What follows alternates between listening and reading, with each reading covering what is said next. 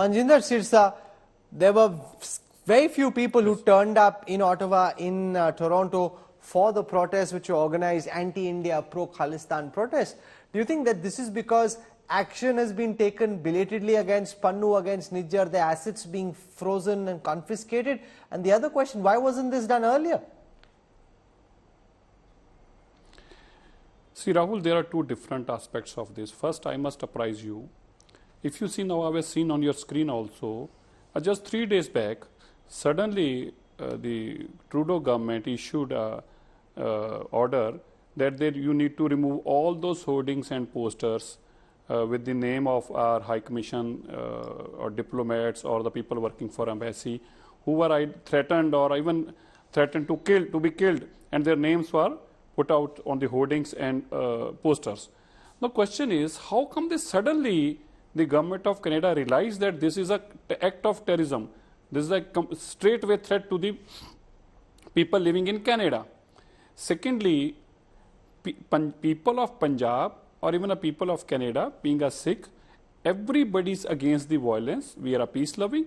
But yes, those people who are a few of them, which includes Gurpatwant Singh Pannu, who are paid by ISI, who are funded by ISI, their sole motive is to spread a women against Hindu, India, people of Indian origin, maybe in an embassy or outside embassy. So their sole purpose is, when we will try to get some kind of a hate, definitely some answer will come from India also. Some Hindu or from some other religion will come out and spread this kind of hate against Sikhs. And then we will use this in Canada and say, देखो, India Sikhs nu bada khatra hai ji, sanu kuch karna pauga. So their sole purpose is, now the people of Canada, the Sikhs have understood their modus operandi, so nobody is with them. Secondly, yes, the strict action has been taken against the people who are involved any kind of violence. This also gives a very strong and sting message. But you didn't do it earlier. You aren't answering my question, Mr. Sirsa. My question is, why did it take Trudeau's outburst in Parliament for the government to start clamping down on the assets of someone like a Gurpatwant Pannu? This could have been done much earlier. You know the kind of dangerous rhetoric he's been spinning. You know he's been asking for genocide. You know he's been asking for a hit on Indian diplomats. Why wait for Trudeau? No. We have been handing over them the dossier time and again against all those people who are wanted for violence on the Indian soil. But Trudeau government was not taking action against them. No, I'm asking about NIA action against these kind of a hate. Against these Khalistani terrorists. I'm talking about NIA action. No, it was already there. I think you are putting two things together, which are two different things. The action has been taken time and again against those kind of people. So the assets have been frozen this week after Trudeau's allegation on the House of Commons. My question to you is, why wasn't this done earlier? You know how dangerous Pannu is and you've known this for many years. Yes, the government of India is already in process of getting all their asset details and all that. Now after Pannu came out and threatened the people of other people of country or their relatives also, they tried connecting the government and telling that these are their assets also. You need to take care of it. It is not just us, it's people of the Canada who are giving information now. The information is government. Not really, these are ancestral assets. One second, let me get Sushant Sareen in. Sushant, do you buy this argument from Mr. Sirsa that we've collected information, people are telling us? I mean, his assets are his ancestral assets, not like he's gone and bought new land or property, bought new land or buildings. Clearly, Rahul, I'm afraid I don't agree with Mr. Sirsa. The fact of the matter remains, yes, the government has cracked the whip, but a little late in the day. And the question is that it's not just a handful of guys. Look, when there were these so-called referendums which were being held in Vancouver and in Toronto and in other places in Canada, the numbers were fairly large. They were running in hundreds, maybe in a couple of thousand as well. And these are all videographed. Why has the government of India, and these are people who are carrying Khalistani flags. So you don't tell me that, somebody who goes to vote in that referendum is somebody who's against the concept of Khalistan. These are Khalistani supporters who have gone out there. None of them turned out this time because now suddenly they fear the consequences of doing what they are doing, right? Because all of them want Khalistan, but they also want to keep buying property in Punjab, or they have ancestral property in Punjab, and many of these guys are deeply attached to their ancestral property. So I think it is about time that you hit them where it hurts them, number one.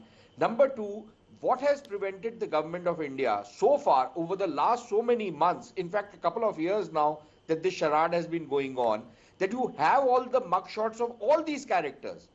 Why haven't they been identified with your own databases to see which of these guys whom you've given an OCI, whom you have given a PIO card, who have been given visas to India on their Canadian passports and who might not have an OCI or PIO? Why haven't you cancelled their visas? Why haven't you cancelled their OCIs? Why haven't you cancelled their PIOs? It is not a right that they enjoy. This is a privilege which is given to people of Indian origin.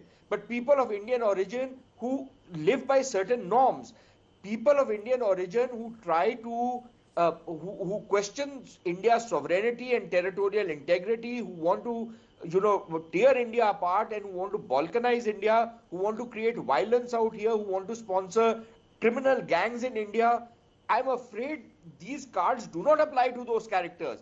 Anybody who holds a Khalistani flag, anybody who holds a Khalistani poster, I say the government of India should take strictest of actions against them. No two ways about it. Why not?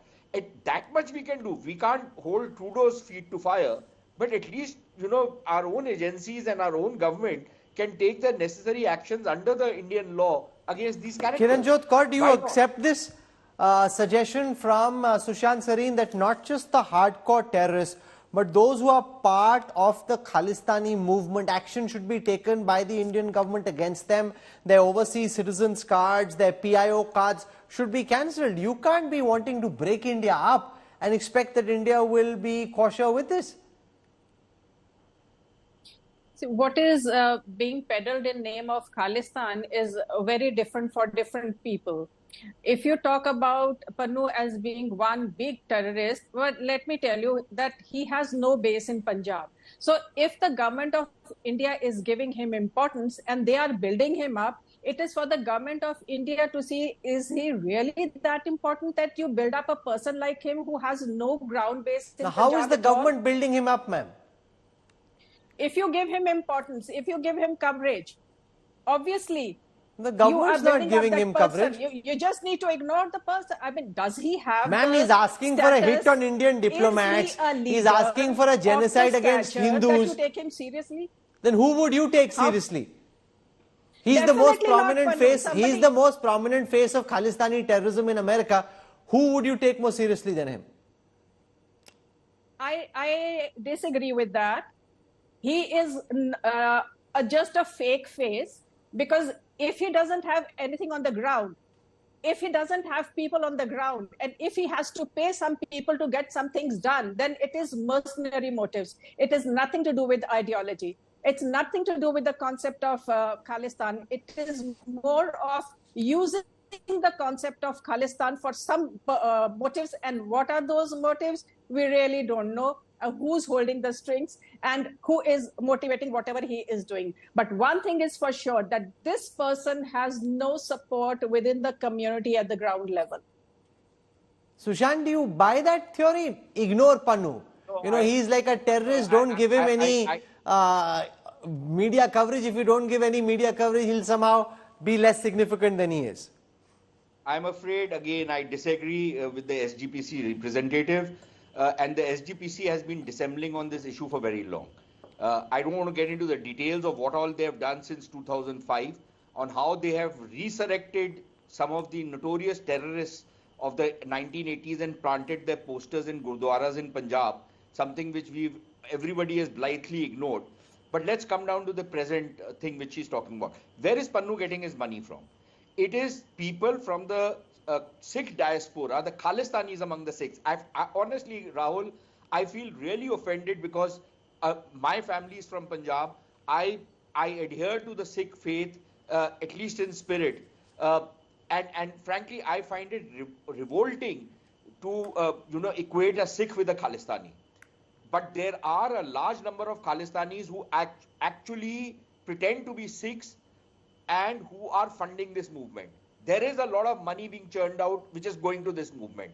Now, again, the SGPC representative is trying to deflect attention. Oh, somebody else must be sponsoring him, some government. The Pakistanis don't have the money anymore. They are broke. What they can give is their land to sponsor trouble in India, which they are doing.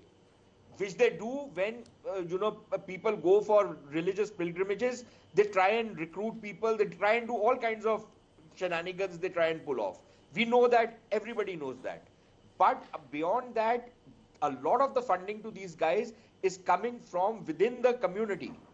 And obviously, that's a problem.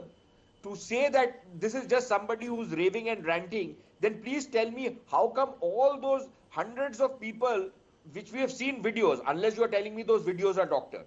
And you could very well tell me because, if you are living in a world of make-believe.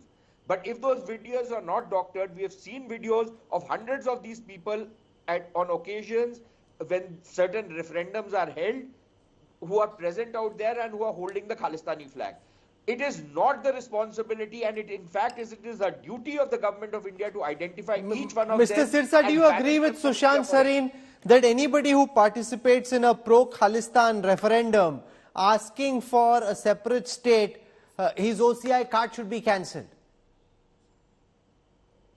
See, first, Sushant, I must clarify one thing here, which Sushant Sareen ji said, that they are funded by the Sikhs. They are two different issues. See, first, those people who are attending this kind of protest or this kind of referendum are not anyhow engaged with the idea of Khalistan. The sole thing is that they want a citizenship of Canada. This Pannu is exploiting them by saying what?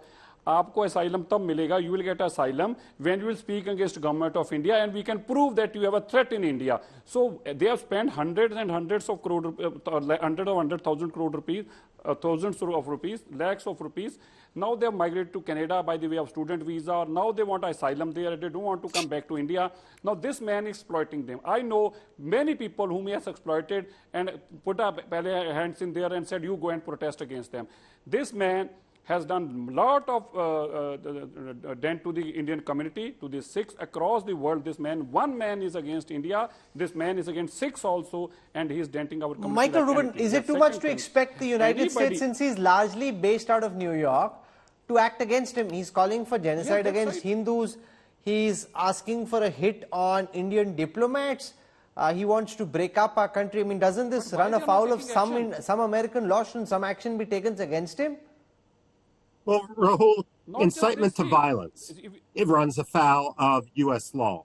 But look, we have the attack on the Indian consulate in San Francisco, vandalization. The United States is going to look at the Canada example as a reason to start taking this much more seriously. At the same time, when I look at Khalistani extremism, they may say they want a separate Sikh state, and never mind that it has no residence whatsoever in Punjab or among most Indian Sikhs. But what they do behind the scenes, it's criminal gangs, it's money laundering, it's drug smuggling. And this came out, for example, in April of 2023 in Sacramento, when U.S. law enforcement arrested 17 Sikhs. Basically, look, make no mistake, we're behind on this issue. But, I mean, the difference between us and Canada is the difference between someone who gets a bronze medal in the Olympics and someone who doesn't even place in the Special Olympics at this point.